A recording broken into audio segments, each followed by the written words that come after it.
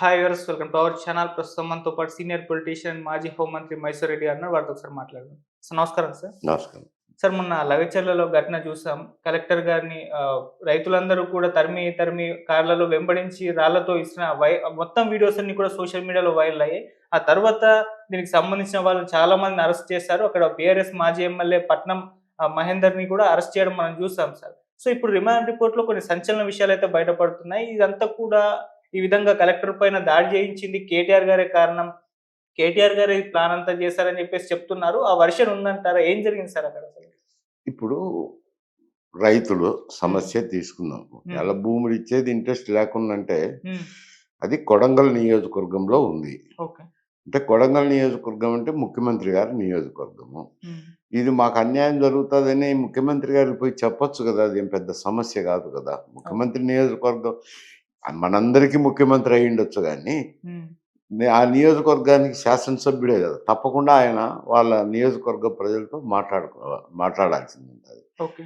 అటు రిప్రజెంట్ చేయకుండా తర్వాత ఇక్కడ పబ్లిక్ హియరింగ్‌కి వచ్చినారు. హ్మ్. ఎక్కడో పబ్లిక్ హియరింగ్ పెడితే అక్కడికి వెళ్ళలేదు జనం. హ్మ్.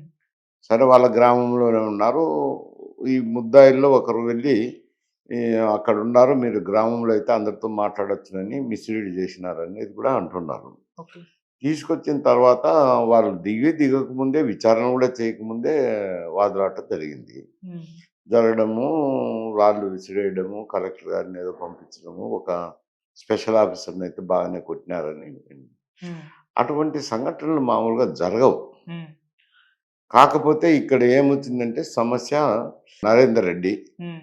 ఆయనే వీళ్ళను కొందరిని రెచ్చగొట్టి చేయించినారని. ఓకే. అందులో అరెస్ట్ చేసిన వాళ్ళలోనూ, ఆ వీడియోలో ఉన్న వాళ్ళలోనూ కొందరిని అరెస్ట్ చేసినారు గదా! హ్మ్. ఆ అరెస్ట్ చేసినోళ్ళు ఒక 15 మందికో, 18 మందికో భూములే లేవంట. ఓకే. భూములే లేనప్పుడు అప్పుడు పబ్లిక్ హియరింగ్ చేసినప్పుడు వాళ్ళు పాల్గొనాల్సిన అవసరం ఏముంది? పార్టిసిపేట్ చేయాల్సిన అవసరం ఏముంది? తో వాదులాడాల్సిన అవసరం కూడా లేదు గదా! హ్మ్.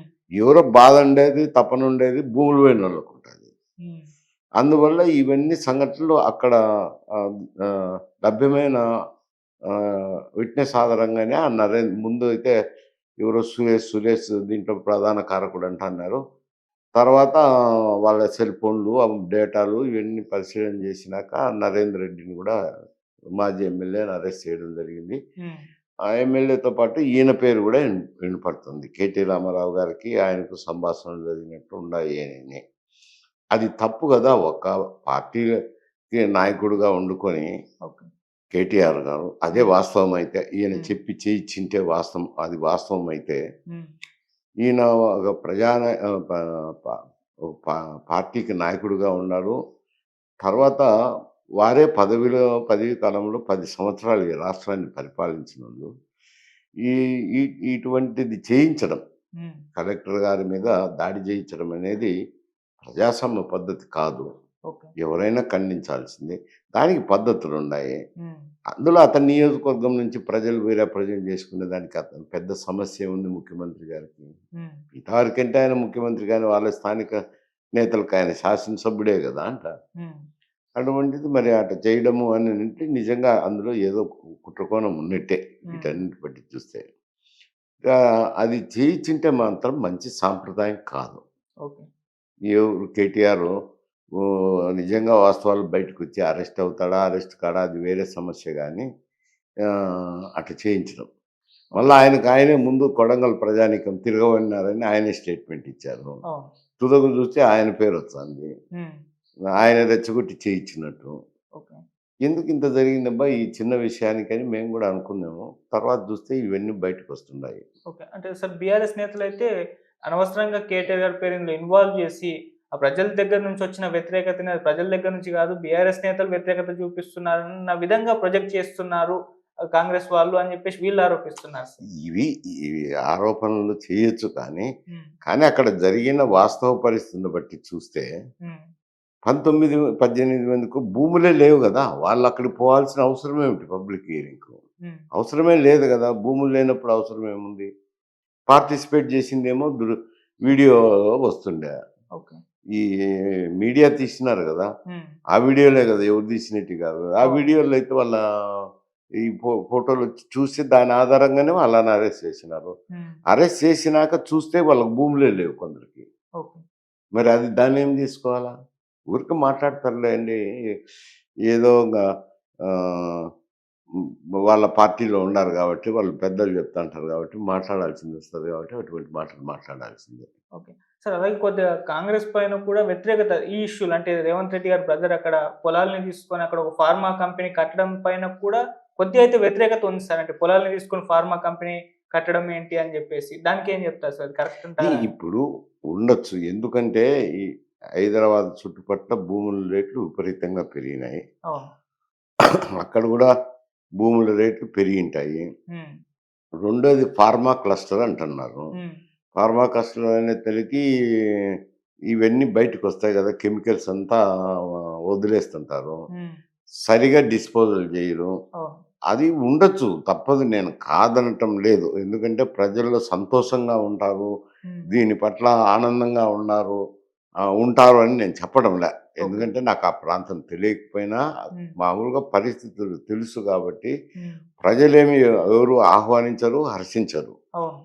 కాకపోతే నియోజకవర్గం గదా! వాళ్ళు మా దగ్గర వద్దులే అని చెప్పొచ్చు గదా! అని నేనంటాను. హ్మ్. ఎందుకంటే ముఖ్యమంత్రి గారి నియోజకవర్గంలో ఉండే ప్రజానీకానికి సంబంధించిన సమస్య. హ్మ్. ముఖ్యమంత్రి మనకందరికి ఆయనకు వెళ్లి వాళ్ళు చెప్పుకునే అవకాశం ఉంది గదా! కాదనలేరు గదా! అవును. మరి అటువంటిది ఈళ్ళు ఈ ప్రజలు చేయాల్సిన అవసరం లేదు. హ్మ్. దానికి తోడు వీళ్ళు భూములు లేనోళ్ళు పోవడం అనంటే అది క్లియర్‌గా కనపడుతుంది గదా! ఓకే. రెచ్చగొట్టినదనేది క్లియర్‌గా కనపడుతుంది. ఓకే. సార్ ఈ అన్ని ఇష్యూలు కూడా ఇప్పుడు కేటీఆర్ గారికే చుట్టుకుంటున్నట్టు మనకు తెలుస్తుంది సార్. ఈ ఇష్యూ గానివ్వండి, లేకుంటే అంతకుముందు ఫార్ములా ఈ రేసింగ్ కంపెనీ దాంట్లో కూడా అరెస్ట్ అయ్యే అవకాశం ఉంది అంటున్నారు. ఈళ్ళు గవర్నర్ దగ్గర పర్మిషన్ పర్మిషన్. ఉంది. అది వచ్చిన తర్వాత మేము ఫర్దర్‌గా ఆయన్ని అరెస్ట్ చేస్తామని రేవంత్ రెడ్డి గారు కూడా స్వయంగా చెప్పారు. మరి తొందరలో ఆయన అరెస్టు అవకాశం ఉంది అని చెప్పేసి చెప్తున్నారు. మీరేం చెప్తారు సార్ దీనికి? ఇప్పుడు అది పత్రికల్లో వచ్చిన వార్తలు. హ్మ్. ఇప్పుడు ఈ ఫార్ములా రేస్‌లో హ్మ్. 55,00,00,000 ఈడీ పర్మిషన్ లేకుండా ట్రాన్స్‌ఫర్ చేసినారండి. ఓహ్! అది మామూలుగా అప్పుడు మంత్రిగా తీసుకున్నారు గాబట్టి గవర్నర్ పర్మిషన్ తీసుకోవాలనుకుంటాను. ఆ కేస్ ఇన్వెస్టిగేషన్ హ్మ్. చేసినప్పుడు. ఆ గవర్నర్ పర్మిషన్ వస్తే ఈయన కేస్ ఇన్వెస్టిగేషన్ అయితే ఈయనకి ఇబ్బందులే ఉండాయి. ఓకే. కేటీఆర్ కాదనడం లేదు. హ్మ్. ఎందుకంటే ఫైల్‌లలో ఉంటది గదా! ముందే ట్రాన్స్‌ఫర్ చేసింది, ఈడీ పర్మిషన్ లేనిది అవన్నీ ఫైల్‌లలో ఉండే వ్యవహారాలు. అవును. దాచితే దాగేటివి గాదు. హ్మ్. అటువంటి సమయంలో అయి ఇబ్బందులే వస్తాయి ఇతనికి, కేటీఆర్ గారికి. ఓకే. తప్పదది. అందుకని గవర్నర్ దాంట్లో గూడా ఆరోపణలు, ప్రత్యారోపణలు ఉండాయి. హ్మ్. ఏవి ఈయన ఢిల్లీకి వెళ్ళి గవర్నర్ గారు పర్మిషన్ ఇవ్వకుండా చూడండని బీజేపీతో కుమ్మక్కయినారు అనని. ఓహో! మంత్రితో మాట్లాడినారు. హ్మ్. గవర్నర్ గారికి చెప్పి పర్మిషన్ ఇవ్వద్దనని. హ్మ్. ఇటువంటివన్నీ మీ వీళ్ళు గవర్నర్ దగ్గరికి మీరెందుకు వెళ్ళినారని చెప్పి ఆహ్, బీజేపీ వాళ్ళు అంటున్నారు గానీ, హ్మ్. బీఆర్ఎసోళ్ళు. హ్మ్. హ్మ్. గవర్నర్‌ని మామూలుగా కలిసాల్సిందే, గవర్నర్ పర్మిషన్ తీసుకోవాల్సిందే. తీసుకునే దానికి పోయి ఇచ్చినారండి. హ్మ్. ఇదైతే ఆయన ఢిల్లీకి వెళ్లి కలిసింది నేను వేరే పర్పస్ అంటున్నారు. ఓకే. మరి బీజేపీ వాళ్ళు గవర్నర్ కేంద్ర ప్రభుత్వాన్ని అడుగుతారా? లేక స్వతహా ఇస్తారా? ఇప్పుడు 15, 16 రోజులైతాంది. హ్మ్. మామూలుగా అయితే ఇన్ని రోజులు పెట్టకూడదు. ఆయన అవును. ఇచ్చేసిండాల. హ్మ్. ఇప్పుడు ఆ ఇన్వెస్టిగేషన్ జరుగుతది. కేస్ ఉంటే అవుతది. లేకపోతే లేదు. ఆయన పర్మిషన్ ఇచ్చేదానికి ఏం పెద్ద సమస్య ఏముంది? హ్మ్. ఇవ్వకుండా పోయినారు అనంటే అది ఈయన పోయి కేటీఆర్ ఢిల్లీ పోయి మాట్లాడింది దానికే చుట్టుకొస్తది. అవును. ఓకే.